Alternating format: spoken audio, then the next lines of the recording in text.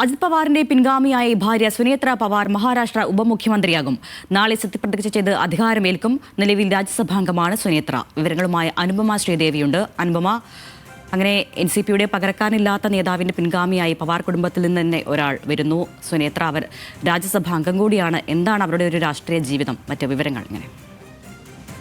അരുണ്യ, ഈ അജിത് പവാറിൻ്റെ വിയോഗത്തോടെ മഹാരാഷ്ട്ര രാഷ്ട്രീയത്തിലും അതുപോലെ തന്നെ NCP നേതൃത്വത്തിലും വീണിരിക്കുന്ന ഒരു വിടവാരം നികത്തും. അതുപോലെ തന്നെ ആ ഒരു പകരക്കാരൻ ആരാവും, പിൻഗാമി ആരാകും എന്ന ചോദ്യത്തിന് ഉത്തരമായിട്ടാണ് പവാർ ബഹുവായിട്ടുള്ള സുനേത്ര പവാറിൻ്റെ പേര് ഇപ്പോൾ ഉയർന്നു വരുന്നത്. നാളെയാണ് മഹാരാഷ്ട്ര ഉപമുഖ്യമന്ത്രിയായിട്ട് സുനേത്ര പവാർ അധികാരമേൽക്കുക, സത്യപ്രതിജ്ഞ ചെയ്യുക. നാളെ വൈകുന്നേരം 5 മണിയോടെയായിരിക്കും സത്യപ്രതിജ്ഞാ ചടങ്ങുകൾ നടക്കുക. അതിനു മുൻപ് ഉച്ചയ്ക്ക് 2 മണിയോടെ NCP നിയമസഭാ യോഗം മുംബൈയിൽ ചേരുന്നുണ്ട്.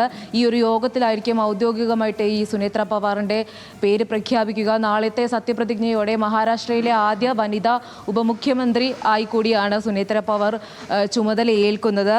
ഇതിനൊപ്പം അജിത് പവാർ കൈകാര്യം ചെയ്തിരുന്ന എക്സൈസ്, കായിക വകുപ്പുകളും സുനേത്ര പവാറിന് നൽകുന്നതായിരിക്കും. എന്നാൽ ബജറ്റ് സമ്മേളനം അടുത്തിരിക്കുന്ന സാഹചര്യത്തിൽ ധനവകുപ്പ് മുഖ്യമന്ത്രിയായിട്ടുള്ള ദേവേന്ദ്ര ഫഡ്നാവിസ് തന്നെ തുടർന്നും കൈകാര്യം ചെയ്യുന്നതായിരിക്കും. ഇത് പിന്നീട് NCPക്ക് കൈമാറുമെന്നാണ് ഇപ്പോൾ നിലവിലുള്ള റിപ്പോർട്ടുകൾ. അതുപോലെ തന്നെ അരുണി ചൂണ്ടിക്കാട്ടിയതുപോലെ രാജ്യസഭാ MP ആണ് സുനേത്ര പവാർ.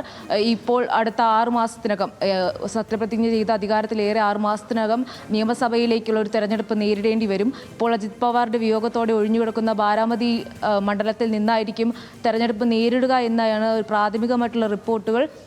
2024 ലോക്സഭാ തെരഞ്ഞെടുപ്പിൽ ഈ ഒരു മണ്ഡലത്തിൽ നിന്ന് ഒരു പരാജയം ഏറ്റുവാങ്ങിയ ചരിത്രമുണ്ട് സുനേത്ര പവാറിന്. എങ്കിൽ തന്നെയും ഈ ഒരു അജിത് പവാറിൻ്റെ പെട്ടെന്നുള്ള വിയോഗം, വിമാനാപകടത്തിലുള്ള പെട്ടെന്നുള്ള വിയോഗത്തിൻ്റെ സാഹചര്യത്തിൽ ബാരാമതിയിൽ നിന്ന് തന്നെ സുനേത്ര പവാർ വീണ്ടും തെരഞ്ഞെടുപ്പ് നേരിട്ടേക്കുമെന്നാണ് ഇപ്പോൾ ഏറ്റവും പുതിയ റിപ്പോർട്ടുകൾ സൂചിപ്പിക്കുന്നത്.